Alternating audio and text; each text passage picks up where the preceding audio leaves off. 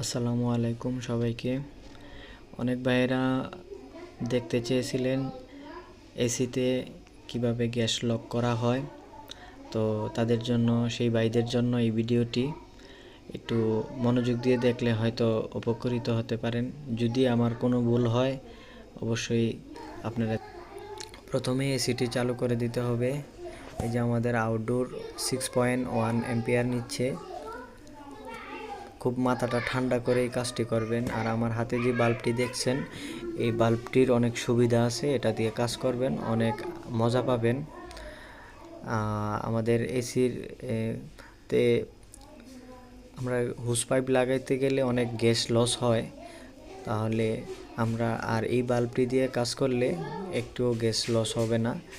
আমার মতে এই বাল্বটি দিয়ে কাজ করলেই অনেক সুবিধা।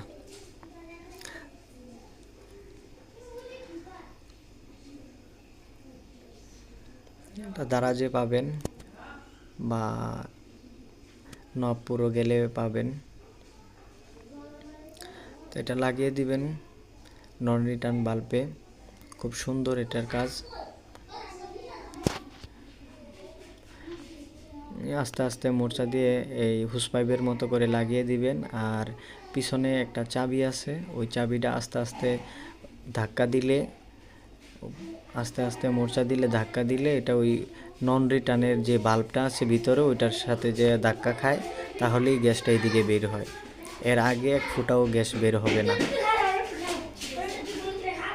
আস্তে আস্তে চাবিটা যখন আমি মোর্চা দিব, তখন দেখবেন এই যে প্রেসারটা উঠে গেছে প্রায় 130-এর মতন।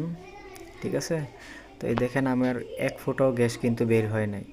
ঠিক আছে, এটা দিয়ে কাজ করলে গ্যাসটাও বাঁচবে এবং ঠান্ডাটাও সবসময় ভালো থাকবে। এটা দিয়ে কাজ করবেন, অনেক ভালো লাগবে।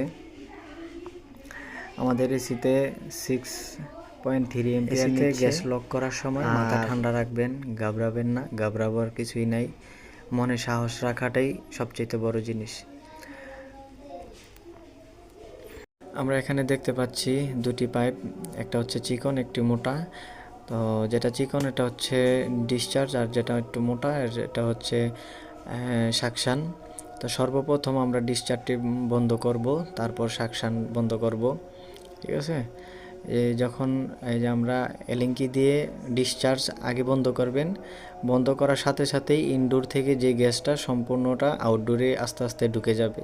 ঠিক আছে, আর আপনার কাছে যে অনেক ভাইয়েরা আছেন যে এই মিটার হুস পাইপ ছাড়া গ্যাস লক করেন, তো এটা একটু রিস্ক হয়ে যায়। আমরা মিটার এবং হুস পাইপ দিয়ে যদি গ্যাস লক করি খুব রিস্ক মুক্তভাবে, এবং আপনি বুঝতে পারবেন যে গ্যাসটা লক হচ্ছে, 100% লক হচ্ছে। ঠিক আছে, যখন জিরোর নিচে চলে আসবে কাঁটাটি, আপনি নিজে বুঝতেই পারবেন যে আমার গ্যাসটা লক হয়ে গেছে। যদি পাইপের দূরত্ব বেশি হয় একটু সময় নেবেন, আর পাইপের দূরত্ব যদি কম হয় তাহলে সাথে সাথে প্রায় 6-7 সেকেন্ডের ভিতরেই আপনার হয়ে যায়। এই দেখেন আমার কাঁটা কিন্তু জিরোর নিচে চলে আসছে। ঠিক আছে, তো একটু কিছুক্ষণ রাখার পরেই আপনি সাকশনটা আস্তে আস্তে আস্তে আস্তে বন্ধ করবেন। এম্পিয়ারটা দেখবেন এম্পিয়ারও কমে চলে আসবে। যদি 7 7.5 নেয়, দেখবেন যে আস্তে আস্তে একদম 3 এম্পিয়ারের কাছে চলে আসবে। ঠিক আছে, আপনি বুঝতেই পারবেন। মিটার দিয়ে গ্যাসটা লক করার চেষ্টা করবেন, করলে আপনারও ফায়দা, খুব সহজ হবে। ঠিক আছে, আর যদি ভিডিওটি ভালো লাগে অবশ্যই একটু লাইক কমেন্ট করবেন। আর আমাদের সার্ভিস সেন্টারের ঠিকানা হচ্ছে নরসন্দী শাপলা চত্বর রীতি ট্রেডার্স। নরসন্দী শাপলা চত্বর রীতি ট্রেডার্স। যদি কারো প্রয়োজন হয় আমাদের